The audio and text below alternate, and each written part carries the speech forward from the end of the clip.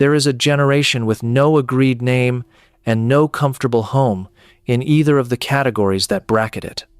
Too young to have fully formed in the analog world. Too old to be native inside the digital one. Born into the quiet, just before history changed the volume permanently. Psychology has no clean category for what happens when an entire cohort grows up in the seam between two worlds. But it has a great deal to say about the traits that seam produces and why those traits are increasingly rare, increasingly necessary, and still almost entirely invisible. If you were born somewhere between the late 70s and mid-80s, you are not quite Gen X shaped entirely in analog independence and not truly millennial raised inside the architecture of the internet. You came of age in the seam between them. Living in a seam has a psychological cost, because identity usually forms from belonging from a culture that reflects your experience back and says, "You are from here, this is your generation."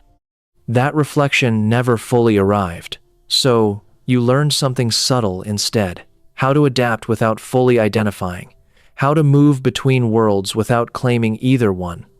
Both memories are equally yours. And that dual memory of before and after shapes how you see change, risk, and time itself in ways that are only now being fully understood. Consider what childhood looked like then. Before algorithms learned your preferences, boredom was a daily landscape you crossed on your own. Long afternoons with nothing scheduled, nothing streaming, nothing glowing in your hand. Boredom wasn't a failure of stimulation. It was the default state of being. So you invented things. Sticks became swords. Empty rooms became entire worlds, populated entirely by imagination. Neuroscientists call this the default mode network, the system that activates when attention turns inward, when the mind wanders and recombines and creates. For you, that was simply Tuesday. You also learned to wait. For photos to be developed. For your favorite song to come on the radio. For a friend to show up at the agreed corner. Because once you left the house, you were unreachable, and that was ordinary. In that waiting, something important formed. The muscle of delayed gratification. The quiet tolerance for uncertainty. The understanding that not everything arrives on demand. Your social world was physical, immediate, and unscripted. You learned to read a room before you ever read a thread. You learned to repair after friction, rather than escape after discomfort. That childhood left you with something increasingly rare, the capacity to tolerate stillness without panic, to imagine without input, to exist briefly unentertained and unobserved. You are among the last adults whose inner life formed in that analog silence before attention became a commodity. And then, right in the middle of your adolescence, that fragile window when identity is still soft, still forming, still asking who I am becoming, the world changed. Not gradually, overnight. The internet arrived. You were old enough to remember the before, young enough to master the after, and that combination created something psychologically rare, a kind of technological bilingualism. You learned the language of analog presence, eye contact, pauses, shared silence, and then the language of digital mediation, curated selves, connection without proximity. For you, the internet was never the air you breathed. It was a place you went. You logged on, and just as importantly, you logged off. There was a boundary clear, almost architectural, between your physical life and your digital one. But as adulthood unfolded, that boundary dissolved. The place you used to visit became the environment you lived inside. And somewhere along the way, the log-off door disappeared. You carry even now the memory of when it existed, a time when connection had edges, when presence and absence were distinct states. The shock was never the technology itself. It was the disappearance of off. If this is landing, if you feel seen in this portrait, take a moment to like this video. It helps more people find this conversation. And if exploring the deeper psychology of how humans change with the world is something you want to keep doing, subscribe. This is exactly what we do here. Erik Erikson established that belonging to a cultural container, a generation, a recognizable place in the social landscape, is a precondition of coherent identity. When that container doesn't fit, the person builds internal coherence instead. more effortful than receiving it from culture, but more portable, more pressure-resistant, more honest. The Xennial built identity through internal synthesis from memories that span incompatible eras, from a life that began analog and matured digital. The mind learned to hold discontinuity without collapse. The cost is real, though. Recognition is not the same as belonging. Over time, this produces a quiet self-perception that many Xennials would recognize immediately.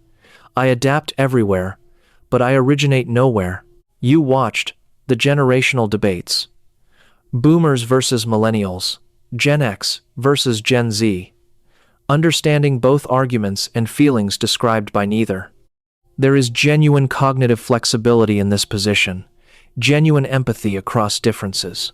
And there is also a softer anchor of identity, fewer cultural mirrors, less reinforcement that your experience forms a coherent whole. Then came the disruptions, and their timing was precise enough to feel personal. Your childhood unfolded in the afterglow of the 90s. The story was clear: study hard, step into a future wider and safer than the past. But just as you reached the threshold of adulthood, the dot-com bubble burst. The very future you were told to prepare for dissolved as you entered college or the workforce. Then came September 11th, which for Xennials did not interrupt midlife. It struck at the moment of launch. First jobs, first apartments, first independent plans. The message was visceral. The world can change overnight, and safety is not guaranteed by progress. And just as recovery seemed possible, 2008 arrived, precisely when many Xennials were approaching traditional milestones: homes, families, consolidated careers. The path shifted underfoot a third time. These stacked disruptions imprinted what the reference literature calls cynical optimism. You still hold the hope you were raised with, but beneath it runs a steady awareness that structures fail, systems break, and timing betrays. You plan carefully. You scan for exits. You expect change to arrive unannounced. The world did not change before you were ready. It changed exactly on cue. At the precise moment, you stepped forward to meet it. At work, you stand between colleagues shaped entirely before digital acceleration and those who grew up inside networks. You translate explaining to older leaders why attention cannot be indefinitely commanded in an always-on culture, explaining to younger coworkers why trust accumulates over time, why some systems still move slowly. This is cognitive positioning. Your mind formed across two operational models of society and learned to navigate both without discarding either. You become the mediator, the interpreter, the connective tissue. Bridges are rarely noticed unless they fail. Their work is to carry movement quietly. By midlife, the squeeze arrives from both directions. Above you, aging parents need more coordination, more presence. Below you, children are still forming in a world more exposed than the one you knew. Between these two gravitational pulls, you hold your own life in suspension. Psychologists call this role strain, multiple high-demand roles drawing from the same finite reservoir. But there is a quieter layer. Support flows through you more than toward you. The fatigue accumulates not only from tasks, but from position, the structural middle, carrying two generations, while still, quietly, becoming yourself. And through all of this, you carry something that is becoming genuinely rare. Lived memory of a human pace that existed before constant connection, of days that unfolded without interruption, of thoughts that formed slowly, unshared and unobserved, of what it felt like to be unreachable and for that to be ordinary. As the world moves further into continuous presence, that memory becomes cultural memory, evidence that attention once had margins, that boredom once opened into imagination. That identity could form without audience or archive. You are among the last adults whose inner life began in that analog quiet. After you, childhood starts already connected, already searchable, already seen. The Xennial is not a generation that fell between the cracks. They are the crack itself, the living record of the moment two worlds met, overlapped, and then separated forever. They learned to hold two timelines inside a single self, without collapsing the distance between them. They adapted everywhere, and originated somewhere specific in the seam, in the waiting, in the boredom that became imagination, in the silence that became stillness, in the disruption that became something that holds. You are not between generations by accident. You are what a transition looks like when it becomes human. And the world you are moving through needs that translation more than it has ever thought to ask for. What is one analog memory you still carry vividly, something from before the world was always on? Leave it in the comments. Let's map the last unconnected childhood while it's still within living reach.